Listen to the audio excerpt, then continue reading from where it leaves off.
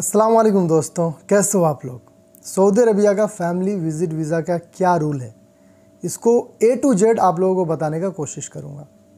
Video को पूरा देखिएगा। ये वीडियो देखने के बाद मैं 100% गारंटी लेता हूँ कि आपके पास और कोई डाउट बचा हुआ नहीं रहेगा, क्योंकि मैं पूरा चीज़ कवर करने वाला हूँ। सऊदी अरब में क्या क्या रूल है, उसके बाद इंडिया में आपको क्या क्या करना है, सब चीज़ आपको पता चल जाएगी इस वीडियो में। तो बिना देरी किए हुए चलिए वीडियो को स्टार्ट करते हैं। सबसे पहले बात करते हैं कि कौन इकामा वाले बुला सकते हैं। तो देखो मेरे भाई, पहले जैसा होता था ना कि इकामा प्रोफेशन देख के वीज़ा अप्रूवल होती थी, अब वैसा नहीं है।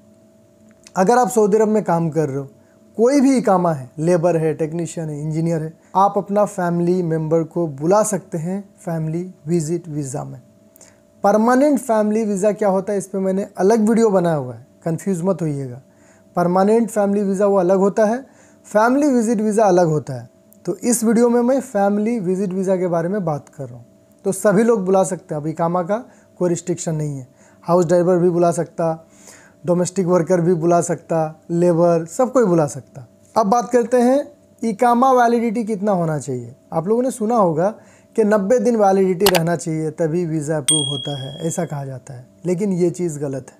ये मेरा पर्सनल एक्सपीरियंस है, मैंने खुद अप्लाई किया है वीज़ा, और इकामा का जो वैलिडिटी है वो 90 दिन से कम था, फिर भी वीज़ा अप्रूव हो गया है। अब इसका मतलब ये नहीं कि इकामा आपका एक्सपायर है या फिर एक हफ्ता में एक्सपायर होने वाला है, आप वीज़ा अप्लाई कर रहे हो।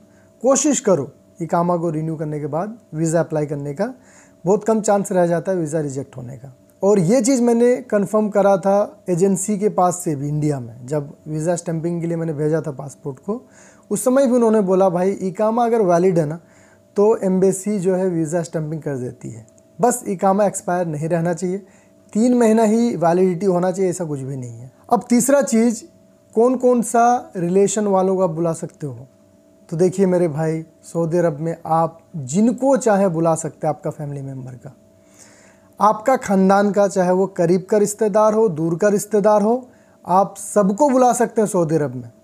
अगर मान लो कोई पड़ोसी है आपका, दोस्त है, उसको भी आप बुला सकते हो, क्योंकि वहाँ पे अदर का ऑप्शन है। आप ट्राई करके देखिए, आपका वीज़ा जो है इंशाल्लाह रिजेक्ट नहीं होगा। इसके बाद आता है फैमिली विज़िट वीज़ा का टाइप। देखिए 2 तरह का फैमिली विज़िट वीज़ा होता है। जब आप अप्लाई करोगे, कैसे अप्लाई करना है इस पर मैंने वीडियो बनाया हुआ ऑलरेडी, स्टेप बाय स्टेप पूरा प्रोसेस दिखा के कि कहाँ पे क्या भरना है, वो वीडियो भी देख लीजिएगा। मेरे चैनल पे एक प्लेलिस्ट ही है फैमिली विज़िट वीज़ा का, उसमें जितना भी वीडियो सारा यूज़फुल वीडियो है। तो आपको 2 तरह का फैमिली विज़िट वीज़ा मिलता है। अब ये जो 2 तरह का वीज़ा होता है, सिंगल एंट्री और मल्टीपल एंट्री, इसको समझिए। सिंगल एंट्री वाला जो वीज़ा होता है उसकी वैलिडिटी 6 महीने की होती है। 6 महीने तक आपका फैमिली मेम्बर सऊदी अरब में रह सकता है। सिंगल एंट्री में एक बार आपका फैमिली आया सऊदी अरब में, बाहर वो नहीं जा सकता। जावाज़ात से ऑनलाइन आप उसको एक्सटेंड करो हर महीना। एक बार अगर आपका फैमिली सऊदी अरब से निकल गया, मान लो 3 महीना रह के वो चले गए, तो वो वीज़ा ख़त्म। उस वीज़ा पे अब वो दोबारा नहीं आ सकते। ठीक उसी तरह से जो मल्टीपल विज़िट वीज़ा होता है उसकी वैलिडिटी 1 साल की रहती है, और उसमें फ़ायदा ये है कि आपका फैमिली आ करके 1 साल के अंदर जितना बार चाहे सऊदी अरब से आना जाना कर सकते हैं। ये फ़ायदा है मल्टीपल में। इसके अलावा 90 डेज़ तक उसकी वैलिडिटी रहती है। सिंगल एंट्री वीज़ा को आपको हर महीना एक्सटेंड करना पड़ता है, लेकिन मल्टीपल वाला जो वीज़ा रहता है वो आपको हर 90 दिन में एक्सटेंड करना पड़ता है। तो ये फ़ायदा है मल्टीपल में। लेकिन अभी के सिचुएशन में जो मल्टीपल वीज़ा है वो जावाज़ात की तरफ से एक्सटेंड नहीं हो रहा है। मल्टीपल वीज़ा को एक्सटेंड करने के लिए आपको कोई और कंट्री में एग्जिट री-एंट्री करना पड़ेगा, मतलब और कंट्री में जाना पड़ेगा, फिर सऊदी अरब घुसना पड़ेगा, या फिर आप अपना खुद का ही कंट्री चले जाओ 3 महीना के बाद, फिर आप वापस आ जाओ सऊदी अरब। इस तरह से एक्सटेंड कर सकते हो। यहाँ तक क्लियर हो गया। अब बात करेंगे प्रोसेस क्या है, सऊदी अरब में वीज़ा अप्लाई करने का क्या प्रोसेस है। तो सबसे पहले इकामा रिन्यू कर लेना है। इकामा अगर आपका वैलिड है तो आपको ऑनलाइन जाके अप्लाई करना है। ऑनलाइन कैसे अप्लाई करना, मैंने वीडियो तो इस पर बनाया है, आपको ऑलरेडी बता दिया। अप्लाई करने के बाद वो फॉर्म का प्रिंट ले लेना है। प्रिंट ले करके आपको आपका जो कफिल है या कंपनी है वहाँ पे सबमिट कर देना है। गुरफा तिजारिया बोलते हैं, चैम्बर ऑफ कॉमर्स का मोहर लगता है उसमें।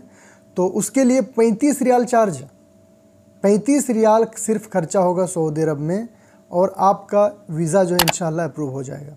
सिर्फ यही खर्चा है मेरे भाई, 35 रियाल वीज़ा के लिए, और कोई खर्चा नहीं है सऊदी अरब में। आप लोग ये पूछेंगे कि कितना दिन में अप्रूव हो जाएगा, इसका कोई फिक्स टाइम नहीं है। मैक्सिमम 1 हफ्ता मान के चलो, इंशाल्लाह वीज़ा अप्रूव हो जाएगा आपका, क्योंकि मैक्सिमम लोगों का हो जाता है। और अगर लेट भी हुआ तो ज़्यादा से ज़्यादा 1 महीना आप मान के चलो लेट हो सकता है। और अगर रिजेक्ट भी हुआ तो वहाँ पे आपको एरर आ जाएगा कि रिजेक्ट हो गया। अब मान लेते हैं आपका वीज़ा अप्रूव हो गया है, अब आपको क्या करना है? कंपनी वाले आपको बोल देंगे भाई गुरफत इजरिया मैंने कर दिया है, बाकी का चीज़ तुम कर लो। अब इस पर भी मैंने वीडियो बनाया हुआ है कि फैमिली विजिट वीज़ा अप्रूव हुआ या नहीं हुआ वो कैसे चेक करते हैं। वो वीडियो का हेल्प लेके आप चेक कर लेना।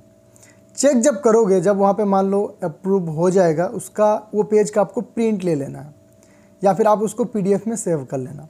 PDF में सेव करोगे, अब आपको एक डॉक्यूमेंट तैयार करना है, क्योंकि वीज़ा स्टैंपिंग, पासपोर्ट में जो वीज़ा चिपकता है सऊदी आने के लिए, उसको आपको प्रोसेस करना है आपका होम कंट्री में, इंडिया में। तो इंडिया में क्या क्या डॉक्यूमेंट लगेगा? आपके साइड से आपको आपका इकामा वो स्कैन करना है, और वो जो वीज़ा अप्रूव हुआ वो वाला पेज, इसको भी आपको स्कैन करना है। और अबशर, आपका अबशर में जाइएगा, अबशर में आपका पर्सनल डिटेल रहता है प्रोफाइल में, जहाँ पे आपका सब कुछ रहता है, नाम, इकामा एक्सपायरी डेट, आप कौन सा कंपनी में काम करो, सब कुछ। उसको भी आपको प्रिंट ले लेना है। प्रिंट लेकर के उसका भी PDF आपको तैयार करना है।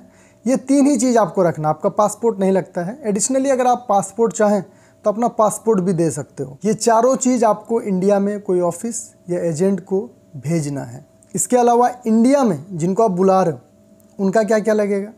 उनका लगेगा, अगर आपका वाइफ है, एग्जाम्पल पे वाइफ है, उनका पासपोर्ट, ओरिजिनल पासपोर्ट, और उनका 2 फोटोग्राफ लगेगा। पासपोर्ट साइज का फ़ोटो जो रहता है ना, वाइट बैकग्राउंड में, जब वो फ़ोटो खींचेंगे स्टूडियो में बोलना है कि कलर फ़ोटो रहे, ब्लैक एंड वाइट नहीं, कलर फ़ोटो ही रहेगा, लेकिन बैकग्राउंड जो रहेगा वो वाइट होना चाहिए। ये रिक्वायरमेंट है वीज़ा स्टैंपिंग के लिए। सिर्फ ये 2 ही चीज़ है और कुछ भी नहीं। आपको या तो खुद जाना है तो खुद ऑफिस में जाके दे सकते हो, या फिर नहीं जाना है कोरियर भी कर सकते हो। मैंने जिस ऑफिस से कराया था वहाँ से अगर आपको कराना है, इस वीडियो के डिस्क्रिप्शन में मैं उनका नंबर मेंशन कर दूंगा, आप उनसे कांटेक्ट कर लेना वीज़ा स्टैंपिंग के लिए। बहुत अच्छा सर्विस है उनका। आप आराम से जल्दी से जल्दी 1 हफ्ता में वीज़ा स्टैंपिंग करवा के अपना पासपोर्ट ले सकते हो। तो याद रखिए, इंडिया में उनका सिर्फ ये 2 ही चीज़ लगेगा, ओरिजिनल पासपोर्ट और फोटोग्राफ्स। कई लोग बोलते हैं मैरिज सर्टिफिकेट चाहिए, शादी वाला पेपर, आधार कार्ड, ये सब। भाई कुछ भी नहीं चाहिए, सिर्फ पासपोर्ट ओरिजिनल और फोटोग्राफ्स एनफ है। हाँ, एक चीज़ आप ध्यान रखिएगा, पासपोर्ट जो है वो अपडेटेड रहना चाहिए। आपकी वाइफ है तो उनका पासपोर्ट में आपका नाम होना चाहिए हस्बैंड में, तब आपको मैरिज सर्टिफिकेट ये सब का झमेला नहीं है। तो यहाँ तक क्लियर हो गया। अब रहा सवाल, खर्चा कितना होगा इंडिया में वीज़ा स्टैंपिंग के लिए? ऑफिस वाले कितना चार्ज लेते हैं पर पासपोर्ट? आप अगर अपने फैमिली मेम्बर का 3 मेंबर को बुला रहे हो तो सबका अलग अलग वीज़ा स्टैंप होगा, तो चार्ज भी सबका अलग अलग लगेगा।